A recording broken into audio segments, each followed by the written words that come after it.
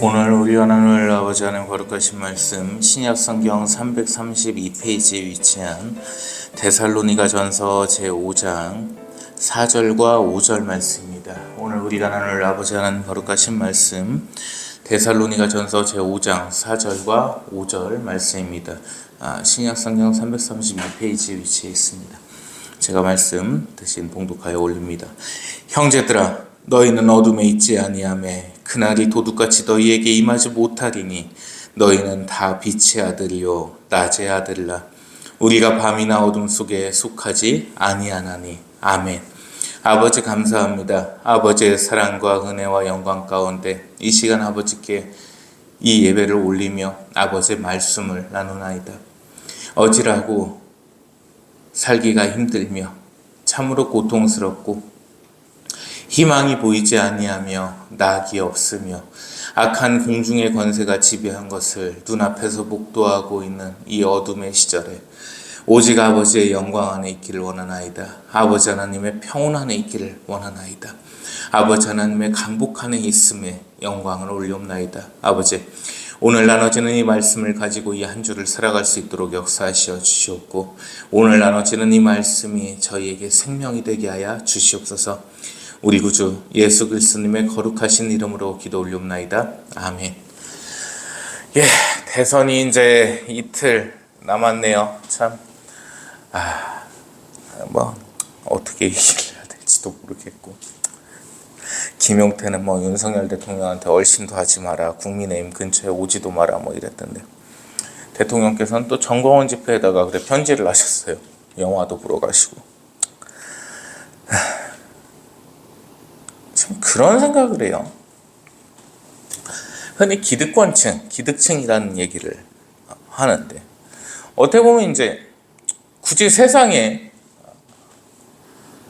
기준점을 돈과 권력과 명예로 둔다면 저도 기득권일 겁니다. 그런데요, 이 정치의 기득권들을 보면 꼭 그렇지 않은 경우는 많아요.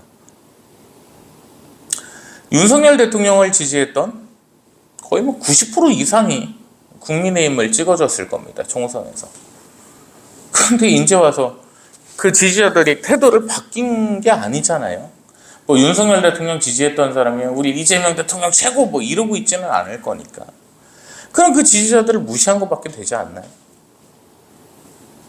이런 생각을 해봐요. 그래서 그 김용태가 비대위원장 어쨌든 세워놨으니까 그렇다 치고, 그 어린 친구가 검찰총장까지 지냈고 연세로 따져도 60이 넘으신 그 대통령에 대해서 그렇게 얘기할 게 되나. 지지자들을 봤을 때라도 참 기가 막히고 통탄스럽습니다.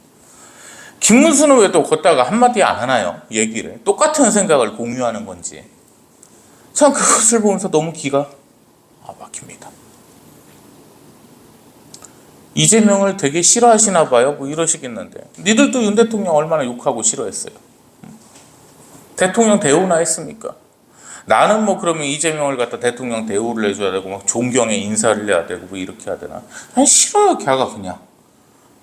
지금까지 어떤 행적들이나 봤을 때. 그래서 싫어합니다. 근데 보수의 결집이라고 하는 것을 갖다가 놔두고 박근혜도 나오고 이렇게 하는데, 윤석열 대통령을 왜 한마디도 얘기를 안 꺼냅니까? 계엄령을 해서 온 국민이 힘들었다고 하는데, 계엄령을 해서 누가 죽기를 했어요? 다치기를 했어요? 누가 총을 맞기를 했어요? 안기정이 그 군인 총 갖고서 이러고 있고, 쐈습니까 누가? 체포하라고 김어중이가 나와서 떠들더만은, 인민 군복이 발견이 됐습니까? 땅을 파보기를 했습니까? 수첩이 발견이 됐습니까? 참 어지러운 세상에 살고 있다.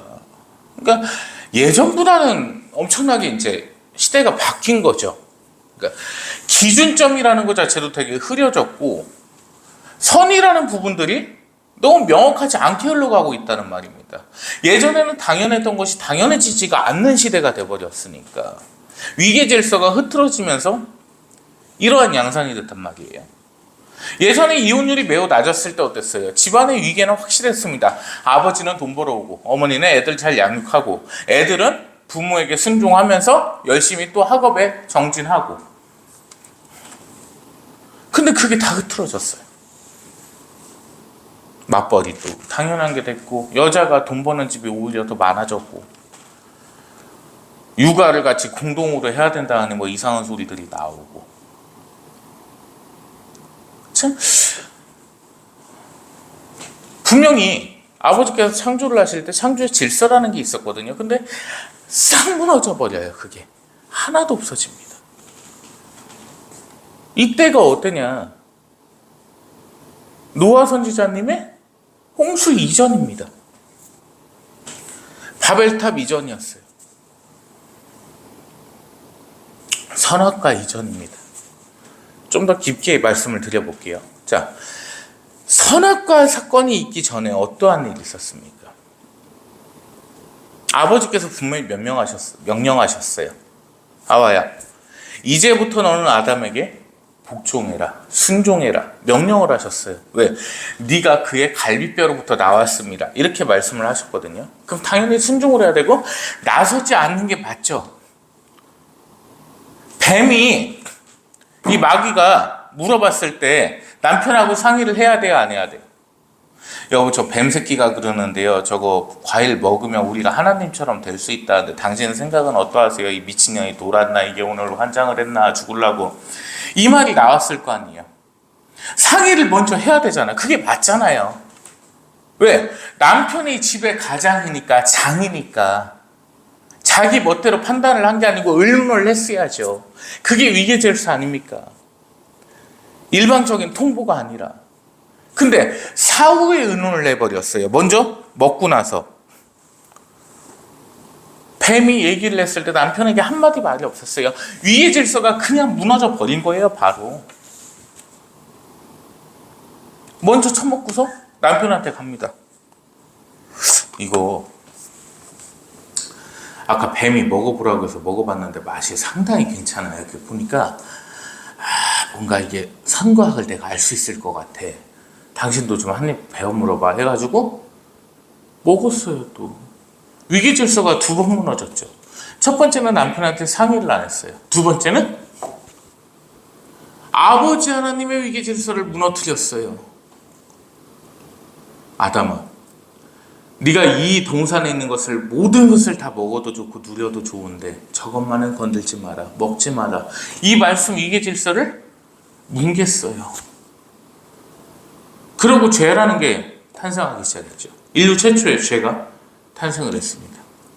그럼에도 불구하고 아버지께서는 가죽옷을 통해서 용서를 한번 하셨습니다. 자, 두 번째 사건으로 넘어갑니다. 이러한 일이 있었는데 얼마 되지도 않아서 가인과 아벨의 살인사건이 일어났습니다. 위기질서가 무너졌어요. 왜? 자, 형이잖아요. 그죠?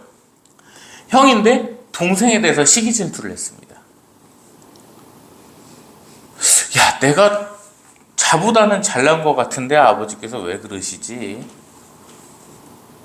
형이면 동생을 보듬어야 되잖아요. 동생은 또 어떻게 해야 돼요? 형을 존경할 줄 알아야 되고 존중을 해줄 줄 알아야 되잖아요. 그 위기 질서가 무너졌어요. 그럼으로 인해서 어떤 사건이 발생했어요? 인류 최초의 살인사건이 발생해버렸습니다. 바벨론으로 넘어갈게요. 바벨탑을 쌓으면서 아버지 하나님께서 지존하시며 전능하시며 전혀 사람과는 비교가 안 되는 창조주의심을 인정하는 게 질서였잖아요. 그걸 무너뜨리기 시작합니다. 왜? 탑을 쌓고 쌓다 보니까 하늘까지 닿을 것 같아. 야, 이러다 보면 올라가고 막 팝콘 먹으면서 천사들 왔다 갔다 하는 것도 구경도 할 수 있을 것 같고, 아버지 하나님은 의자도 좀 구경할 수 있을 것 같고, 암스트롱도 만나겠네. 이게 돼버린 거예요. 인간의 욕심 때문에. 위기 질서를 무너뜨렸어요. 바벨탑이 무너지는 순간 어떻게 됐습니까? 인류 최초의 분토 사건이 일어났습니다. 나눌 분자에 흑토자. 이 대륙이 다 다 갈라졌어요. 나눠졌다 이 말입니다. 인류 최초의 범죄 사건과 인류 최초의 살인 사건, 인류 최초의 분토 사건이 일어나 버린 거죠. 왜? 위계 질서를 무시함으로 인해서. 네 번째로 넘어가겠습니다. 노아의 홍수 사건을 볼게요. 자, 노아 선생님께서 이 홍수를 대비해서, 심판을 대비해서 방주를 짓고 계셨어요. 배를 만들고 계셨는데, 이 건조를 하시는 와중에 어떠한 일이 있었어요? 하나님을 다 무시하기 시작했습니다. 동성애도 많았습니다. 그 창조 질서가 다 무너지고 있었어요. 아버지께서 이 생각을 하신 거예요. 이대로 놔뒀다간 더 죄로 갈 수밖에 없겠다 해서 심판을 해버리셨어요. 그 건조를 하는 그 방주 안에도 질서는 존재했습니다. 동물도 여자와 남자, 사람도 여자와 남자. 택함 받고 아버지 하나님 앞에 엎드렸던 노아 선생님과 그 가족들, 그들만이 생존할 수 있었죠. 근데 진보적인 신학계에서는 상당히 위험한 발언을 합니다. 노아 선생님의 방주 사건이 픽션이라는 얘기를 해요. 심판 홍수가 있었는데 시집가고 장가가는 사건이 있었다고 해서 그걸 픽션이라고 얘기하는데 매우 억지 주장입니다. 그냥 끼워 맞추기예요. 무튼 창조 질서가 무너지고 위기 질서가 무너지는 순간 인류는 타락하기 시작했으며 심판 앞에 서게 됐습니다. 오늘 이 말씀을 꺼내는 이유는 뭐냐? 오늘 본문 말씀 보실까요? 5장 3절 말씀. 그들이 평안하다, 안전하다 할 그때에 임신한 여자에게 해산의 고통이 이름과 같이 멸망이 갑자기 그들에게 이르리니 결코 피하지 못하리라. 아멘. 이어서 그들이 누구예요? 그들이 누굽니까? 이것을 사도들과 그리스도인이라고 해석하는 순간 성경 해석이 난잡해지기 시작합니다. 믿지 않는 자들이에요. 왜? 그 이유를 볼까요? 자, 우리 5장 1절 볼까요? 형제들아, 때와 시기에 관하여는 너희에게 쓸 것이 없음은 2절, 주의 날이 밤에 도둑같이 이를 줄을 너희 자신이 자세히 알기 때문이라. 아멘. 자, 되게 중요한 설교가 오늘 시작이 됩니다. 이제 잘 들으셔야 돼요. 예수님께서 재림하시는 날이죠. 최후의 이제 심판을 맞이하게 되는 재림하시는 날이 도둑같이 옵니까 안 옵니까? 두 가지 시점으로 봐야 돼요.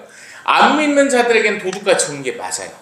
그들은 그냥 서로 간에 잔치를 벌이고 있다가 이 세상에 물들어서 향락에 취해 있다가 예수님께서 급작스럽게 심판을 위해 오심을 목도하게 됩니다.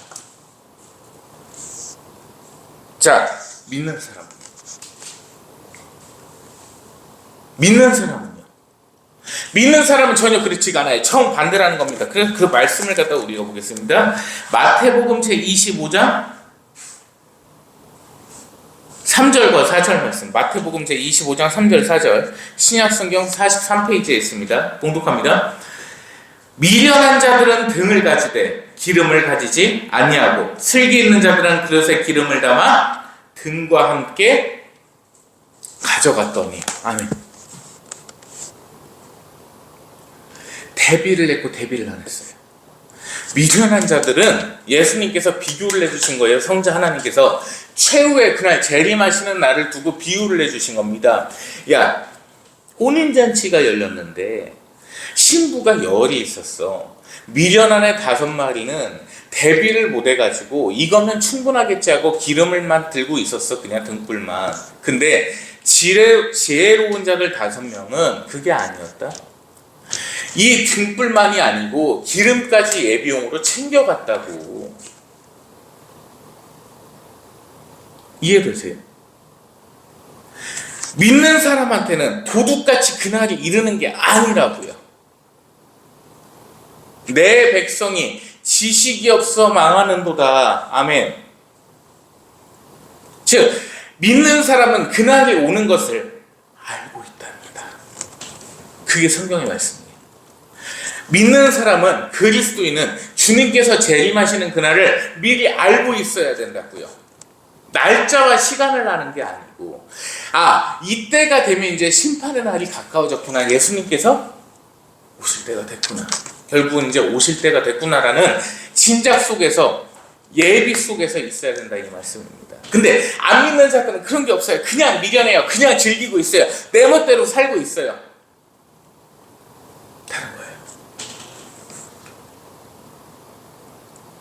근데 성경의 해석을 설교를 하고 강의 설교를 하면서 매우 잘못된 걸 많이 알려줍니다. 도둑같이 이른대요. 우리는 몰라. 언제 그날이 올지 아무도 몰라. 스스로 안 믿는 걸 자인하는 거죠. 믿는 자들은 절대 그렇지 않습니다. 왜? 오늘 본문 말씀 다시요.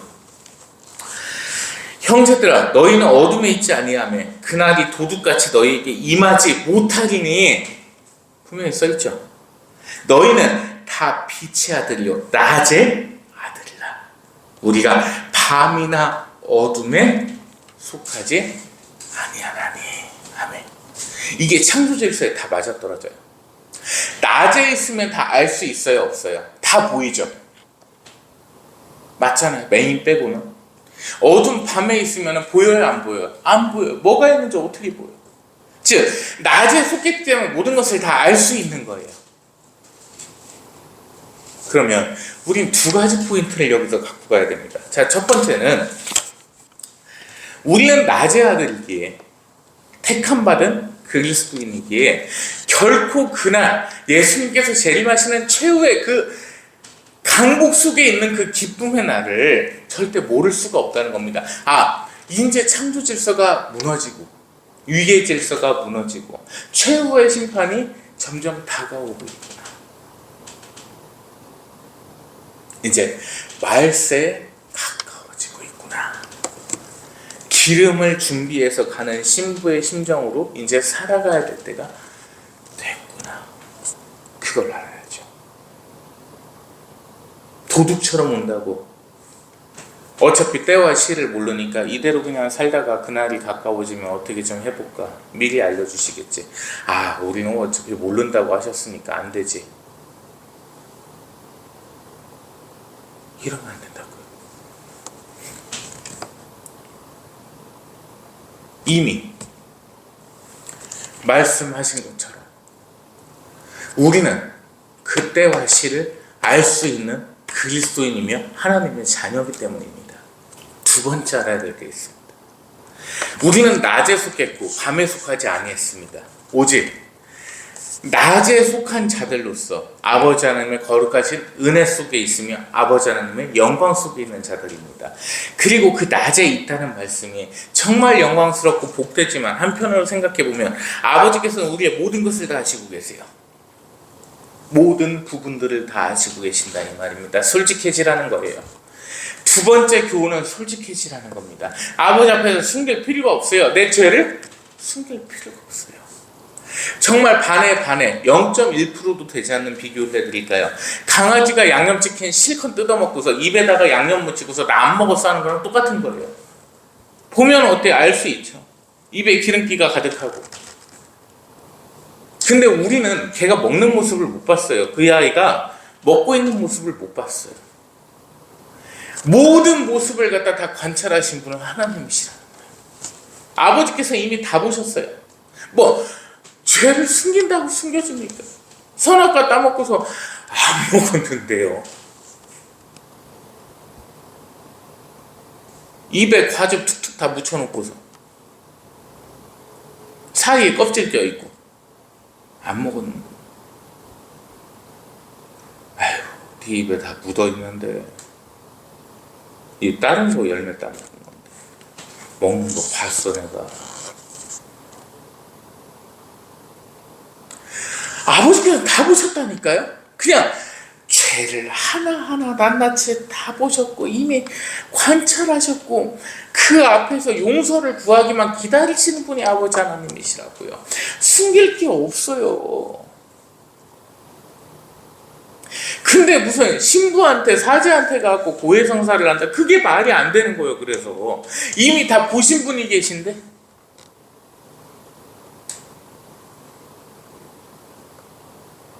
내 마음속에 죄를 져놓고서 나 죄에 앉았어. 앉은 거야. 괜찮은 거야. 이러면 합리화가 되나? 그리고 신부한테 가고 아이고 신부 제가 사실은 아무도 모르는 일인데 사기를 좀 쳤습니다. 법인 통장에서 한 200억 정도 빼가지고 스위스 계좌에 한 150억 넣어놓고 지금 필리핀에다 법인으로 좀 돌려놨는데 돈 자랑하는 거는 아니고 아무도 몰라요. 다행히 경찰 단계에서도 무혐의 나왔고 피해자 쪽이랑 다 항소는 했는데 검찰에서 최종 무혐의 판단이 나와갖고 이제 사법적으로는 자유로운 영혼이 됐습니다. 근데 양심적으로는 조금 찔리기는 해요. 저 때문에 상대 기업들이 한 10군데 정도 부도가 나긴 했는데 그 중에 사장 한 명은 자살도 했다는 거 같고, 근데 사법적인 리스크는 다 벗어났지만 제가 양심적으로 너무 찔려가지고 신부님 앞에라도 털어놓으면 제재가 다 없어질 것 같아가지고요. 이거랑 똑같은 거예요. 너 사기친 거요. 사회는 모르겠지. 저 새끼 무혐의 나왔단다. 법은 안 어겼나 보네. 아버지께서는 다 아시고 계시는데? 술 마시면 룸에서 술 마시면서 내가 참 무혐의는 나왔지만 뭐 도의적인 책임은 있어. 약간의 도의적인 책임은, 이런다고 도의적인 책임이나 죄가 있죠. 아버지께서 관찰하셨고 아버지의 기준에서 이미 해서는 안 될 범죄를 한 건 다 나와 있는 거죠.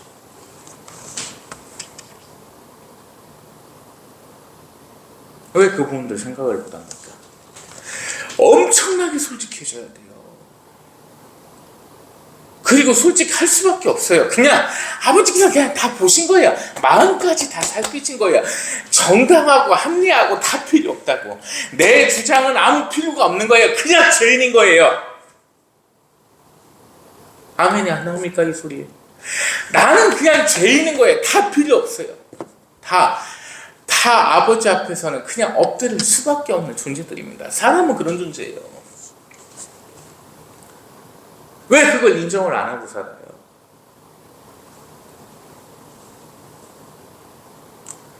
내가 아무리 정당화를 하려고 하고 내가 아무리 보여지는 모습으로 어떤다 한들 이미 이것이 죄라는 것은 그냥 사실적으로 드러나 있는 겁니다. 그래서 그리스도인과 비그리스도인의 차이점이 드러나는 거예요. 이들은 세상의 잣대에서 죄가 아니면은 떳떳하게 살아가겠지만 비그리스도인들은 세상의 기준이 아닌 하나님의 기준 안에서 내 양심을 판단하는 겁니다. 그게 그리스도인입니다. 세상에서 죄가 안 될지언정 하나님 앞에서의 죄가 어떨지를 생각하고 판단하고 사유하는 게 그리스도인이라는 겁니다. 그런데 거꾸로가 돼버렸죠. 뭐라고 얘기를 합니까? 세상에서 죄가 있을지언정 하나님 앞에서 나는 무죄야. 이 소리를 하는 인간들이 한두 마리가 아니에요. 특히 목사들, 복지시설 하다가 장애인들 삥 뜯고 장애인들 갈취하고 때려갖고 구속된 목사들 인터뷰하는 거 보면 기가 막힙니다. 그것이 사회에서는 죄일 수 있겠지만 하나님 앞에서는 형제의 사랑을 실천하였기 때문에 결코 죄가 아님을 우리 기자님들께 말씀드리고 싶습니다. 이따위로 얘기를 해요. 차이점을 하나 알려드릴까요? 옆집 아저씨가 한 30살이 많은데 인사를 했더니 안 받아줍니다. 원래부터 좀 이재명만 좋아하는 것 같아요. 보니까 나랑 정치 성향이 다른 것 같아요. 그래갖고 인사를 했는데 하루는 안 받아줘가지고 대머리 좌빨 개새끼야 이렇게 욕을 했어요. 열이 상당히 받았습니다. 머리가 다 벗겨져갖고 빨개진 게 눈앞에 보여요. 막 정수리까지 다 빨개졌어요. 경찰에다 신고를 해버렸습니다. 이 젊은 새끼가 나한테 욕했다고. 모욕죄가 성립이 될까요? 안 될까요? 공연성이 있어야 되는데 없었어요. 지나가는 사람도 없었고. 당연히 이 건 자체가 안 되죠. 불이건 종결이죠. 그냥. 아버지 하나님 앞에서는 죄일까요? 아닐까요? 먼저 시비 건 게 아니잖아. 걔가 그냥 인사했는데 그냥 안 받아줬을 뿐이야. 그러면 성경적인 기준에서는 야가 못 봤을 수도 있고 눈이 갑자기 멀어서 봉사가 됐을 수도 있는 거고 갑자기 귀를 먹어서 귀머거리를 해서 못 들었을 수도 있는 거고 다른 생각을 했을 수도 있는 거고 이런 모든 거를 다 고려는 해야 돼요. 왜? 시비 걸기 전까지는. 근데 그냥 대놓고 먼저 드립다 욕을 해버렸잖아요. 아버지 앞에서는 죄가 되죠. 아버지 불쌍한 이웃이 있사온데 그가 먼저 시비도 걸지 아니하였는데 제 정치적인 성향이 너무도 뚜렷하게 욕망으로 솟구쳐서 보자마자 너무 그냥 화가 났습니다. 그래서 그 자식에게 제가 욕을 하기로 했습니다. 저도 되겠죠. 이게 우스갯소리가 아니고요. 성경의 기준점이 높아요? 법의 기준점이 높아요? 성경의 기준점이 훨씬 비교가 안 돼요. 법의 기준점은요, 죄야. 욕까지는 괜찮아. 근데 거기서 구사대기한테 날리면 어떻게 돼?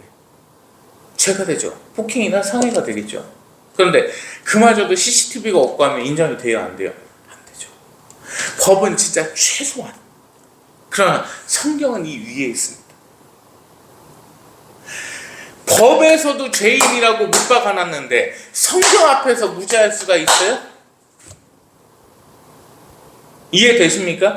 법 앞에서도 유죄라고 하는데 성경 앞에서 어떻게 무죄라고 해요?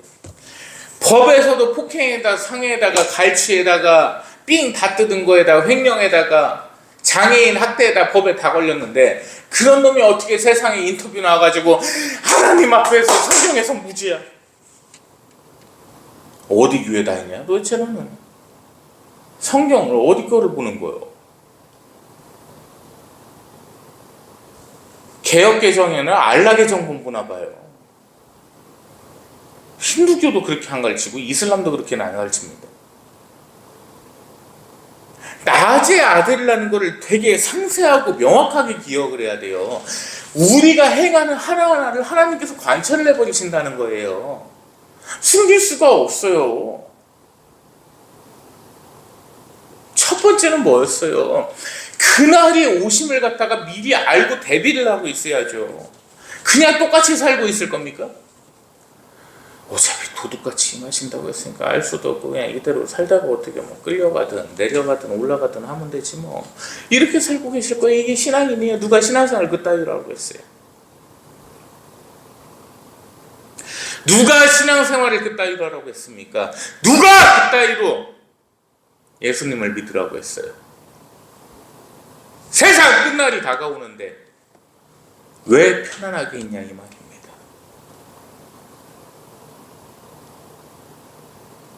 그렇게 몸에 살같아 피부에 와닿지를 않습니까? 이미 창조 질서가 무너지고 위기 질서가 무너진 걸 눈앞에서 보고 있어요. 그러면 이제 세상의 끝날이 다가왔다는 건 알아야죠. 그게 그리스도인의 본분이며 구원받을 수 있는 유일한 길이라는 사실입니다.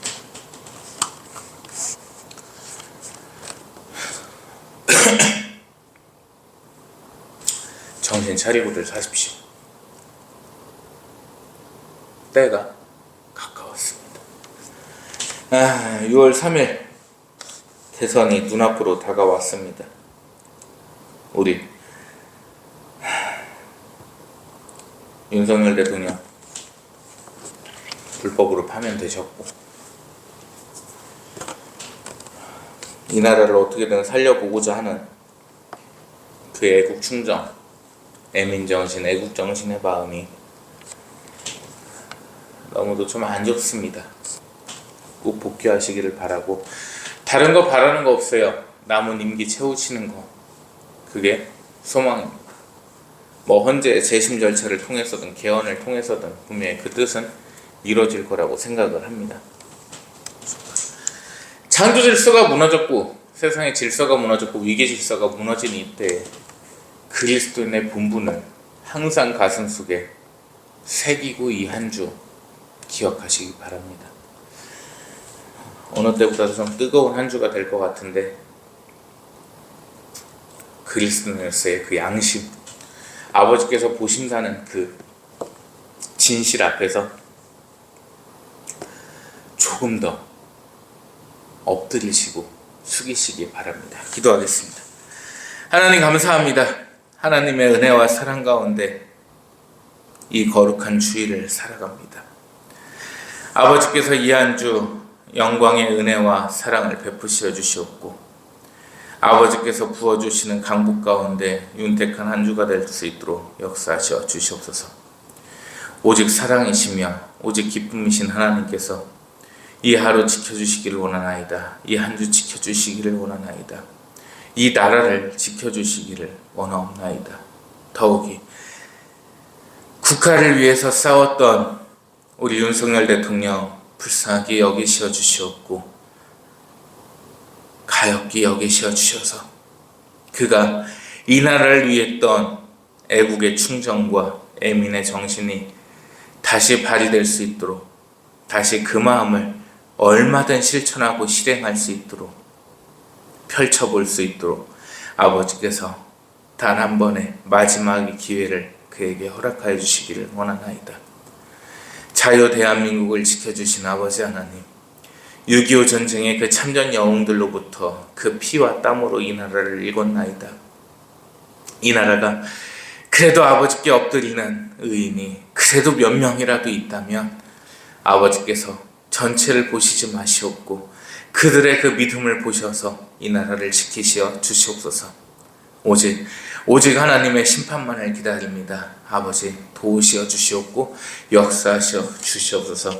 은혜와 사랑의 영광 감사 찬양을 올려오며 이 모든 말씀 우리 구주 예수 그리스도님 이름으로 기도 올리옵나이다. 아멘.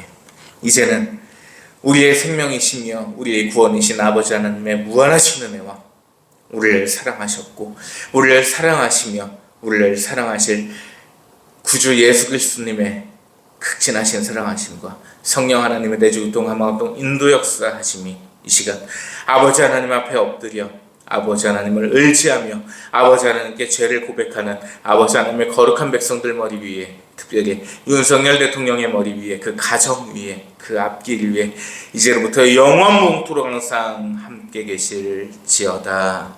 아멘.